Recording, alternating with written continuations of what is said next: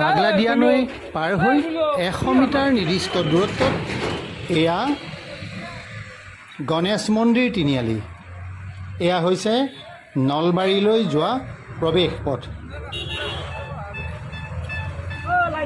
মোৰ লক্ষ্য নলবাৰী জিলা পুথিভঁৰাল প্ৰেক্ষাগৃহ, কাৰণ তাতেই আয়োজন কৰিছে আকাশবাণী গুৱাহাটী কেন্দ্ৰই স্বাধীনতা সংগীত সন্মিলন। কেনেকুৱা অনুভৱ? মই ইন্দ্ৰজিৎ দাস। ইন্দ্ৰজিৎ দাস, হয়। খেলিমেলি হয় কেতিয়াবা ইন্দ্ৰজিতৰ মাজত। কেনেকুৱা অনুভৱটো আজি অনুষ্ঠানৰ বিষয়ে? খুব ভাল লাগে। নলবাৰীলৈ আহি থাকোঁ আৰু খুব ভাল লগা এটা সাংস্কৃতিক পৰিৱেশ এটা আছে। আৰু নলবাৰীত যে আমি আকাশবাণীৰ এই স্বাধীনতা সংগীত সন্মিলন আয়োজন কৰিব পাৰিছোঁ, সেই কথাটোলৈ খুব ভাল লাগিছে। ইয়াত আহিছোঁ, যথেষ্ট সংখ্যক লোক ইতিমধ্যে সমবেত হৈছে। গতিকে তেওঁলোকৰ মাজত থাকিম, আমি সুৰীয়া সময় কিছু অতিবাহিত কৰিম আৰু স্বাধীনতাৰ যি মৰ্ম তাক উপলব্ধি কৰিবলৈ আমি প্ৰয়াস কৰিম। গতিকে এইখিনিয়ে ভাল লগা সময়, সকলোৱে উপভোগ কৰক, তাকে কামনা কৰিছোঁ। ঠিক আছে, আমিও আপোনালোকক শুভেচ্ছা জ্ঞাপন কৰিছোঁ। আমি এতিয়া অনুষ্ঠানৰ মাজলৈ যাম।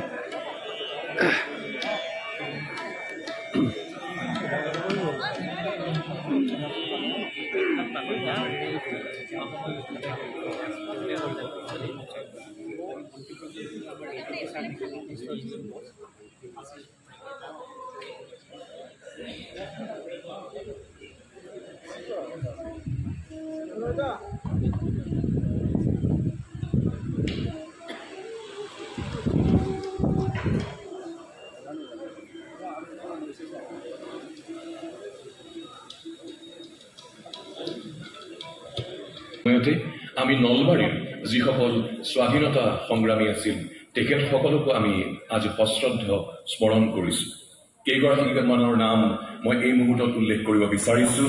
প্ৰয়াত গৌৰীকান্ত তালুকদাৰ, প্ৰয়াত হলধৰ চক্ৰৱৰ্তী, প্ৰয়াত কনক চন্দ্ৰ বৰ্মা, প্ৰয়াত কৃষ্ণ শৰ্মা, প্ৰয়াত গোপীকান্ত গোস্বামী, প্ৰয়াত সুৰেন্দ্ৰনাথ শৰ্মা, প্ৰয়াত হৰিচৰণ পাঠক, প্ৰয়াত প্ৰতাপ তালুকদাৰ, প্ৰয়াত কালীন্দ্ৰ চন্দ্ৰ কলিতা, প্ৰয়াত দ্বিজেন্দ্ৰ মল্ল পূজাৰ বৰুৱা, প্ৰয়াত উপেন বৰ্মন, প্ৰয়াত শ্ৰীমান প্ৰফুল্ল গোস্বামী, প্ৰয়াত দেৱেন কলিতা, প্ৰয়াত মহিধৰ শৰ্মা, প্ৰয়াত ভুৱন চন্দ্ৰ ঠাকুৰীয়া, প্ৰয়াত গংগা চৌধুৰী, প্ৰয়াত হেম বৰ্মা মজুমদাৰ, প্ৰয়াত তৰুণ চন্দ্ৰ বৰ্মন প্ৰমুখ্যে যিসকল মুক্তি যুঁজাৰুৱে আমাৰ দেশখনক স্বাধীন কৰাৰ বাবে এই নলবাৰী অঞ্চলৰ পৰাই যিসকলে এই কষ্ট স্বীকাৰ কৰি দেশ মাতৃৰ বাবে নিজৰ জীৱনৰ অমূল্য সময় তেওঁলোকে দিলে, তেখেতসকলক সশ্ৰদ্ধ স্মৰণ কৰিছোঁ।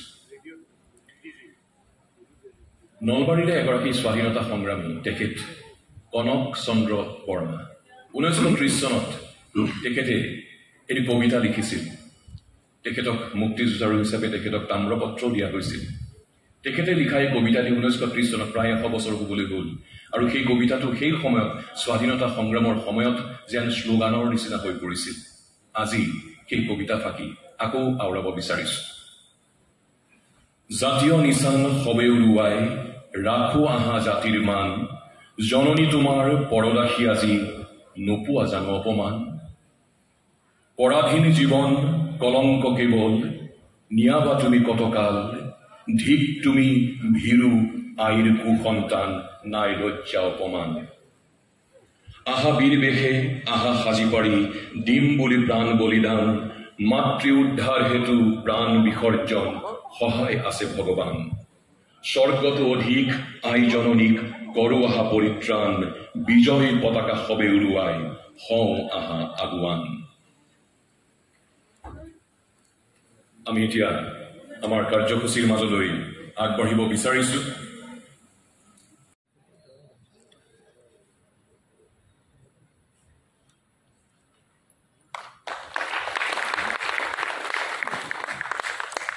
বাইদেউ, আপোনাৰ ঠাইলৈ আমি এতিয়া আহিছোঁ আকাশবাণী, গতিকে আপুনি যদি দুআষাৰ কয় আমাৰ ভাল লাগিব।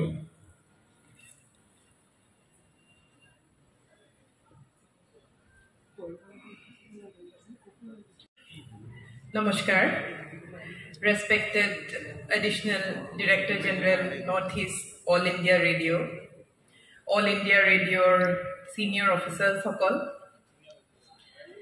ইয়াত উপস্থিত মোৰ অতি শ্ৰদ্ধাৰ আৰু এতিয়া ভালদৰে চিনাকি হৈ যোৱা নলবাৰী জিলাৰ গণ্যমান্য আৰ্টিষ্ট সকল আমন্ত্ৰিত অতিথিসকল, শ্ৰদ্ধাৰ বাইদেউসকল, ছপা আৰু বৈদ্যুতিন মাধ্যমৰ মোৰ বন্ধুসকল, ইয়াত উপস্থিত আমাৰ অতি মৰমৰ কণমানিসকল, ছাত্ৰ ছাত্ৰীসকল তথা পৰম শ্ৰদ্ধাৰ ৰাইজ, মোক কিছু সময় আগতে চিনাকি কৰি দিওঁতে ক'লে যে আপোনালোকে ভাল পাইছে মই ইয়াতে আহিছোঁ। মই ভাবোঁ মোৰ বাবে গৌৰৱৰ কথা যে মোৰ জিলাত, নলবাৰী জিলাত ইমান ধুনীয়া এটা প্ৰগ্ৰাম, ধুনীয়া কাৰ্যসূচী এটা অল ইণ্ডিয়া ৰেডিঅ'ৰ তৰফৰ পৰা লৈছে আৰু যি ধৰণৰ এটা উৎসৱমুখী পৰিৱেশ, এটা সংগীতৰ সন্ধিয়া আপোনালোকে আয়োজন কৰিছে আৰু নামটোও বৰ ভাল, স্বাধীনতা সংগীত সন্মিলন, বহুত ভাল লাগিছে। আৰু যি ধৰণৰ মই এক্সপেক্ট কৰিছিলোঁ তাতকৈ বহুত ধুনীয়া পৰিৱেশটো দেখিছোঁ আৰু বহুখিনি ক্ৰাউডো ইয়াত উপস্থিত আছে, যিটো নেকি এক্সপেক্টেড হয়। নলবাৰীখন প্ৰজ্ঞা নগৰী হয়, ইয়াতে মেধা, ইয়াতে প্ৰজ্ঞাৰ কোনো অভাৱ নাই আৰু প্ৰত্যেকটো দিশতে দেখা যায় যে প্ৰত্যেক ঘৰতে আমি যদি চাবলৈ যাওঁ যে সংগীত, নৃত্য, তাবলা, কিবা নহয় কিবা এটা কলা জনা মানুহ এজন নহয় কোনোবাজন থাকে প্ৰত্যেকটো পৰিয়ালতে। সেইকাৰণে আজিৰ এই অনুষ্ঠানত থাকিবলৈ পাই ভাল লাগিছে। সৰুৰে পৰা আকাশবাণী ৰেডিঅ' শুনি আহিছোঁ আৰু এতিয়া আকাশবাণীৰ বিভিন্ন ফৰ্মছতো পাই থাকোঁ, কেতিয়াবা টুইটাৰত পোৱা যায়, কেতিয়াবা ফেচবুকত পোৱা যায়। চ' সেইটো আৰু এটা মন কৰিবলগীয়া দিশ যে with time all India radio' has also' updated itself and not only খালি ৰেডিঅ'তে প্ৰেজেন্সটো আবদ্ধ নাৰাখি আজিকালি টিভি বা অন্যান্য মাধ্যমতকৈ বহু বেছি গুৰুত্বপূৰ্ণ হৈছে ছ'চিয়েল মিডিয়া, আৰু ছ'চিয়েল মিডিয়াত প্ৰায়ে আমি দেখি থাকোঁ আৰু বহুখিনি মোৰ ইনফৰমেশ্যন মই আকাশবাণীত যিবোৰ আমাৰ কেতিয়াবা পলিটিকেল ফিগাৰ্ছৰ, কেতিয়াবা অফিচাৰ্ছৰ ইণ্টাৰভিউ আহে বা বিভিন্ন প্ৰগ্ৰেমছৰ ওপৰত বিশ্লেষণ আহে, বিভিন্ন ধৰণৰ এনেকুৱা পজিটিভ দিশৰ প্ৰগ্ৰামছ আহে, তো মই আমাৰ টুইটাৰৰ যোগেদি, এক্সৰ যোগেদি যিটো আকাশবাণীৰ হেণ্ডেল আছে সেইটোৰ পৰা বহুখিনি ইনফৰমেশ্যন মই পাই থাকোঁ। So' I have to congratulate all India radio' আৰু লগতে মই ধন্যবাদ জ্ঞাপন কৰিছোঁ যে আমাৰ নলবাৰী জিলাখন আপোনালোকে লৈছিলে আজিৰ এই প্ৰগ্ৰামটোৰ বাবে। এইখিনিয়ে কৈ এতিয়া ময়ো যথেষ্টখিনি আগ্ৰহী যে এই প্ৰগ্ৰামৰ মানে কিছু অন্তত ইয়াৰে উপভোগ কৰাৰ বাবে। এইখিনিয়ে কৈ ইয়াত উপস্থিত আটাইলৈ মই মোৰ আন্তৰিক শুভকামনা জ্ঞাপন কৰি ইমানতে সামৰিছোঁ। ধন্যবাদ। বৰ্ণালী ডেকা বাইদেউক ধন্যবাদ জনাইছোঁ। এটি স্মাৰক আগবঢ়াব বিচাৰিছোঁ আকাশবাণীৰ তৰফৰ পৰা। ৰবীন চন্দ্ৰ বৰদেৱক অনুৰোধ জনাইছোঁ।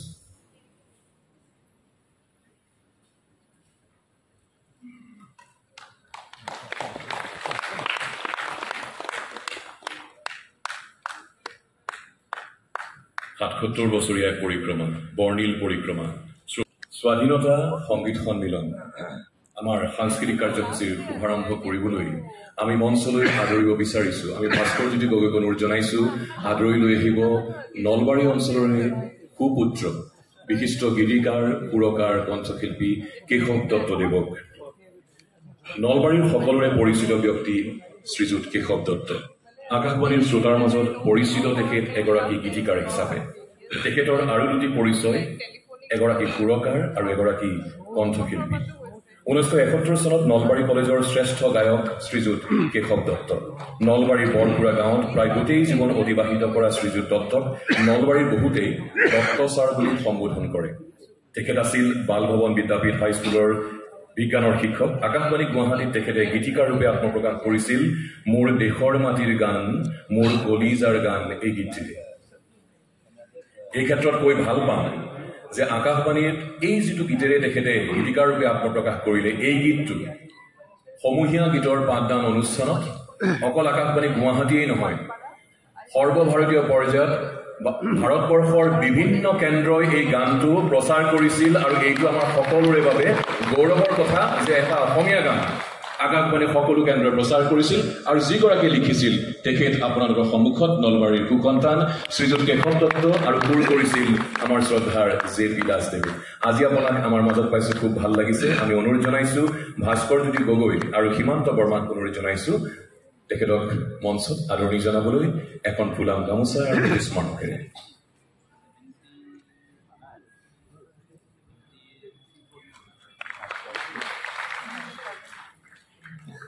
আকাশবাণীৰ এই অনুষ্ঠান এতিয়া একে সময়তে আকাশবাণী গুৱাহাটীৰ ফেচবুক পেজ আৰু আকাশবাণী গুৱাহাটীৰ মহাবাহু শাখাত পোনপটীয়াকৈ প্ৰচাৰ হৈ আছে। আমি কেশৱ দত্তদেৱক অনুৰোধ জনাইছোঁ আমাৰ সাংস্কৃতিক কাৰ্যসূচীৰ শুভাৰম্ভ কৰিবলৈ। আপোনাৰ কথাৰে আমি আৰম্ভ কৰোঁ।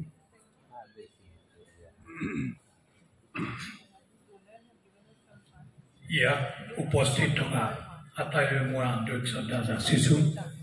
ভাটনাগৰ ডাঙৰীয়া আমাৰ জিলা আয়ুক্তকে আদি কৰি অনাতাঁৰ কেন্দ্ৰৰ সমূহ বিষয়াসকললৈ আপোনালোকলৈ মোৰ আন্তৰিক শ্ৰদ্ধা যাচিছোঁ।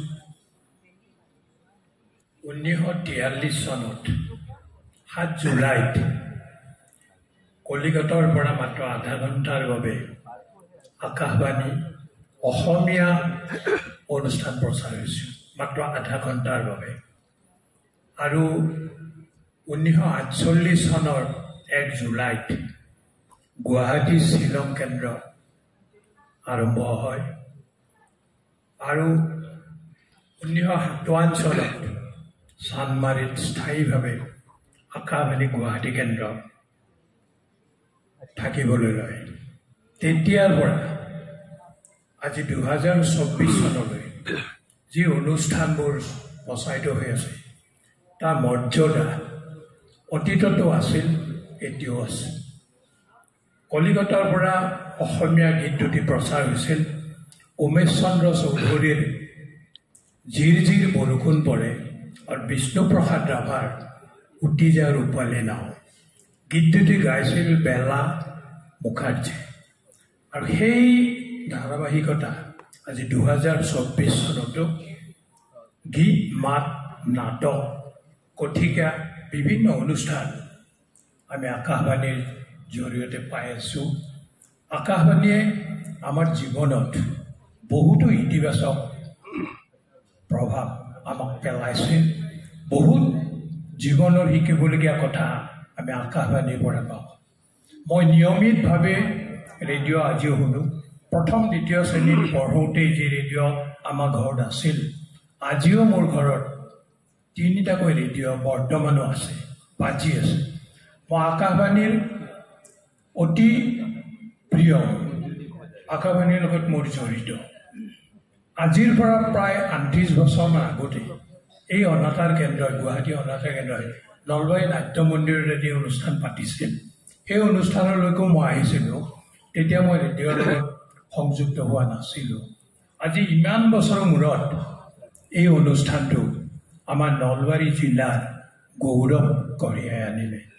মই নলবাৰীৰ এজন নাগৰিক হৈ আকাশবাণীৰ সমূহ বিষয়লৈ আন্তৰিক কৃতজ্ঞতা আৰু শ্ৰদ্ধা যাচিছোঁ। আকাশবাণীৰ জৰিয়তে বহু ব্যক্তি বিখ্যাত হৈ পৰিছে। এই আকাশবাণীৰ জৰিয়তে ৰেডিঅ'ৰ গান শুনা, কথিকা শুনা, আপুনি যিটো মজা সেইটো অন্য ক'তো নাই। গতিকে মই ভাবোঁ আজিৰ এই অনুষ্ঠানে আমাৰ নলবাৰী জিলাত ৰেডিঅ'ৰ প্ৰতি আগ্ৰহটো দুগুণে বঢ়াব। মই আশা কৰোঁ প্ৰতিজন মানুহেই ঘৰত এটা ৰেডিঅ' ৰাখক আৰু সদায় প্ৰচাৰ যি অনুষ্ঠান হৈ আছে উচ্চ প্ৰশংসিত তেখেত অসম তথা উত্তৰ পূৰ্বাঞ্চলৰ নৱপ্ৰজন্মৰ মাজত শাস্ত্ৰীয় সংগীতক জনপ্ৰিয় কৰাৰ বাবে আন্তৰিকতাৰে তেখেতে কাম কৰি আহিছে। তবলা আৰু কণ্ঠ সংগীততো পাৰদৰ্শী শ্ৰীযুত কলিতা আজি কৈ ভাল পাম যে কলম্বোৰ পৰা পোনে পোনে তেখেত নলবাৰীলৈ আহিছে। তাত অনুষ্ঠান পৰিৱেশন কৰাৰ পাছত আজি পুৱা তাৰ পৰা তেখেত আহিছে। আহি তেওঁ ঘৰলৈও যোৱা নাই, পোনে পোনে নলবাৰীত আহি উপস্থিত হৈছে। তেখেতক তবলাত সংগত কৰিব দেৱাশিষ ভট্টাচাৰ্য। তেখেত আকাশবাণীৰ বি হাই গ্ৰেডৰ শিল্পী আৰু কলকাতাৰ পণ্ডিত শংকৰ ঘোষৰ তেখেত শিষ্য।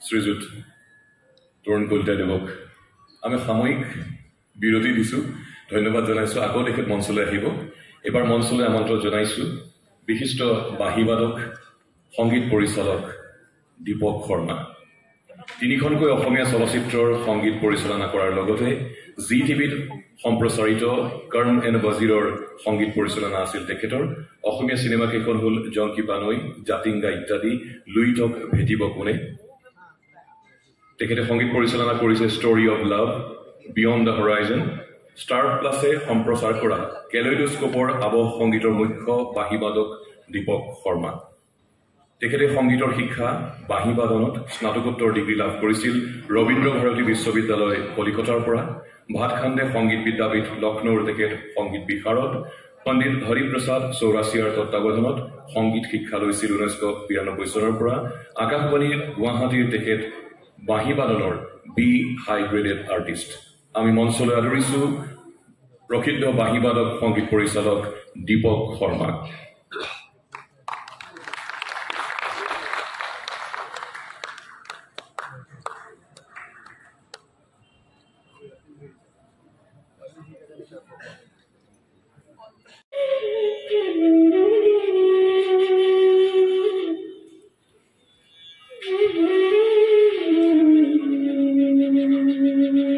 Mm-hmm.